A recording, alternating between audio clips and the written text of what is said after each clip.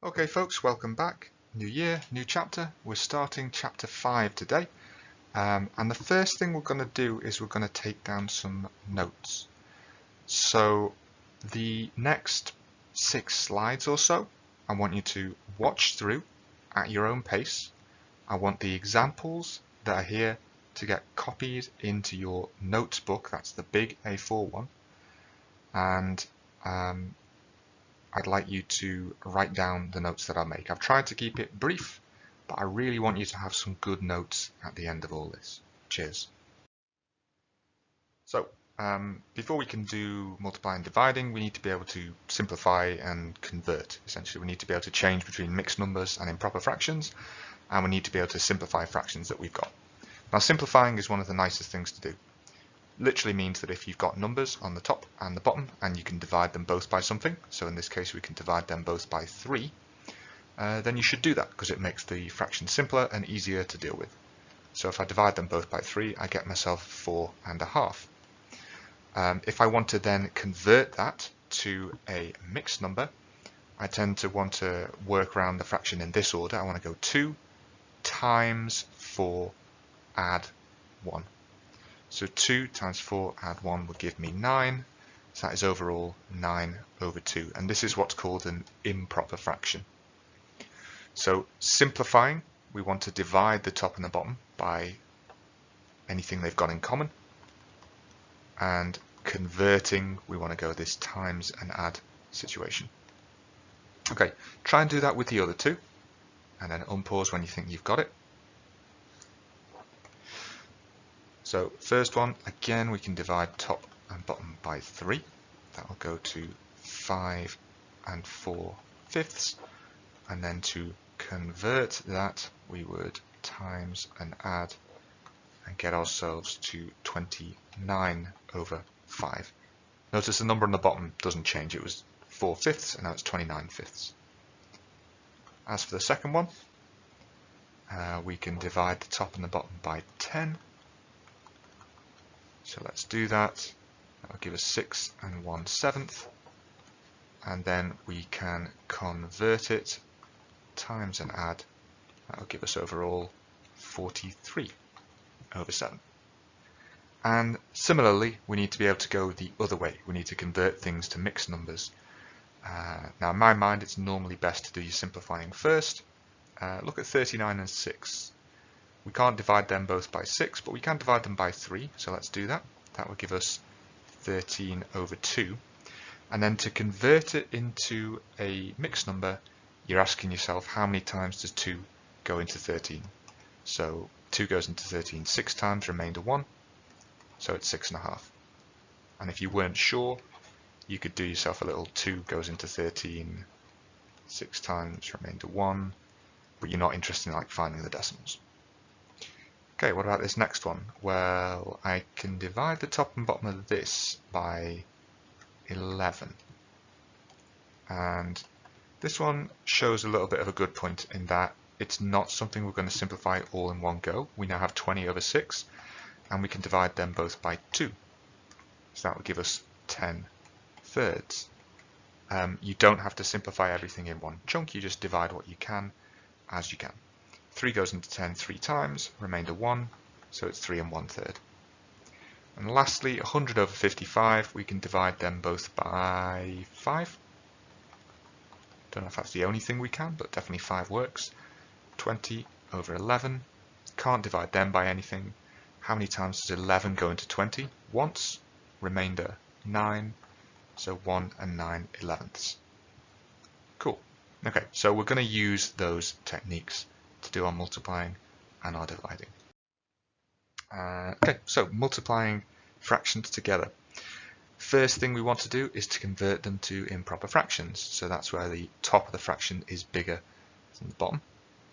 And then we want to multiply numerators and denominators together and simplify and convert back if necessary.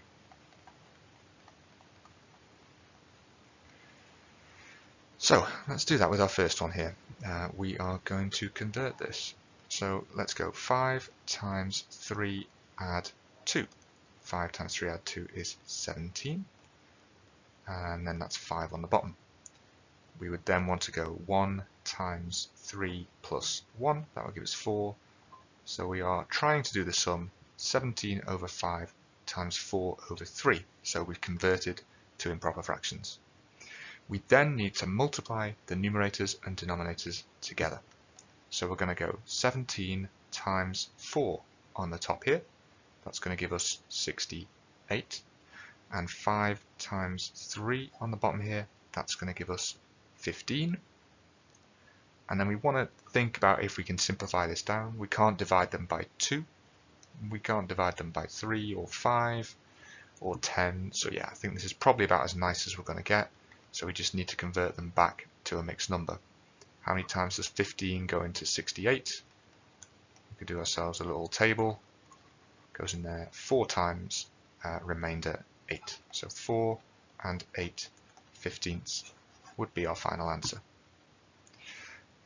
Okay, try the next one yourself. And then unpause when you're ready to see it.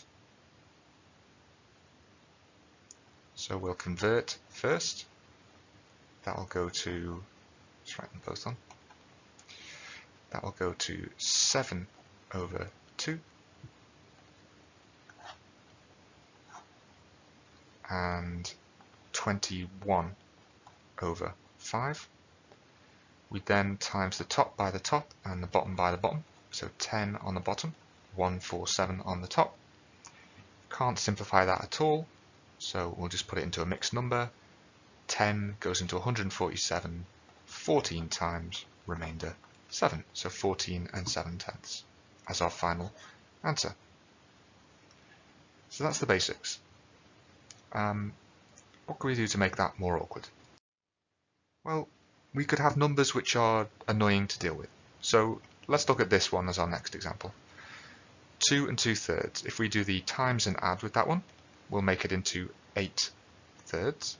And if we do the same with our 3 and 3/8, well, we'll go 8 times 3 is 24, plus 3 is 27, and then we've got 8 on the bottom. And this is getting towards the point where this is not a sum I really want to do. I don't really want to do 8 times 27 because it's annoying. So what I can do is I can simplify before I multiply. So you get them to these improper fractions, and then you think, well, can I divide the diagonals by anything? So not just top and bottom, but we can simplify any numerator with any denominator. So any number on the top with any number on the bottom. And I can do that with the 8 and the 8. I can divide them both by 8. That's 1 on the top and 1 on the bottom. And I can also divide the 27 and the 3 by 3. So if I do that, what do I end up with? I end up with 1 over 1 times 9 over 1. So I actually end up with the answer to this sum is just 9 over 1, or just 9. And that's far easier than working out that 8 times 27 is 216, and 3 times 8 is 24, and then dividing that down all the way to 9 over 1. So if you can, look at the numbers once you put them in improper fractions and try and divide on the diagonals first. Try and simplify them before you multiply. It makes your life way easier. And this works when you've got like 3 fractions as well. So if we were to convert these, we would have 48 over 5, 95 over 18, and 1 over 19. Can't really do anything with that. And that looks absolutely horrendous, because I don't want to have to do 48 times 95 or 5 times 18 times 19, but I want to think, what can I divide top and bottom by? And this might not all be something that you do in one go. So something that strikes out to me is I could divide 48 by 6, and I could divide 18 by 6. And I can divide 95 by 5, and I can divide 5 by 5. So let's do that. That would give us 8 over 1 times, so 95 divided by 5 is 19 over 3, times 1 over 19. And then have another look. Think, can I simplify this any more? And yes, I've got the 19, so I could divide 19 by 19, both of them. And I think that's all I can do. So I can fully simplify this sum to being 8 over 1 times 1 over 3 times 1 over 1, and that's way easier to do, because now I can just go 8 times 1 times 1 is 8 on the top, and 1 times 3 times 1 is 3 on the bottom. So I've got 2 and 2/3 as my final answer. Simplify them first, makes your life much easier. As for division, division has again the same opening step. You need to convert them to improper fractions before you do anything. Then you need to go through this little KCF system of keeping the first fraction the same, change it to a multiply, and flipping the second fraction, and then you just do the same as what we were doing. So let's look at that with two little examples here. We want to go 3 2/5 divided by 1 1/3. So convert this to an improper fraction. That's 5 times 3 plus 2 is 17. And 3 times 1 plus 1 is 4. So we got 17 over 5 divided by 4 over 3. So what do we have to do? We have to keep this fraction the same, change this sign, and flip this fraction. So we're going to make it 17 over 5, that stays the same, times 3 over 4. And then this is a multiplication. You look on the diagonals, but nothing will simplify. So we go top times top, and bottom times bottom. And you can simplify that to a mixed number. 20 goes into 51 twice, remainder 11. Have a go at the second one yourself.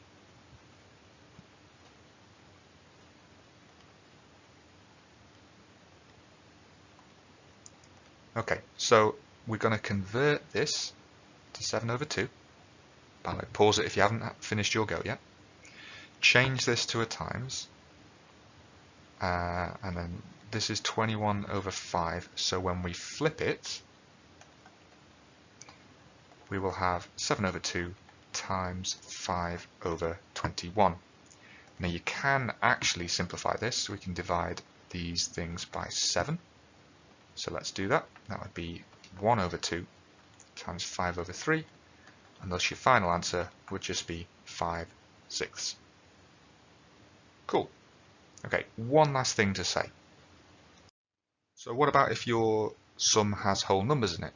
Well, in that case, you can give them a denominator of 1. So let's look at this first question. 3 divided by 3.5 will make this 3 over 1. And then change this to an improper fraction, 7 over 2. So what do we need to do with this? We need to keep, change, flip, and then 3 times 2 on the top is 6, 1 times 7 on the bottom is 7. Okay, same deal with the second one. We would change this to 7 over 1, and we can also make this 13 over 3. And there's no need to go keep, change, flip with this one, because it's a multiplication already. We don't need to change it into 1. Nothing will cancel out. 13 and 1 don't have anything going on, neither do 7 and 3. So we'd go 7 times 13 and 1 times 3, and then that goes in there like 30 times remainder 1. So 30 and a third. Don't get into the trap of going like 7 times 4 and then adding a third onto the end of that. That won't work.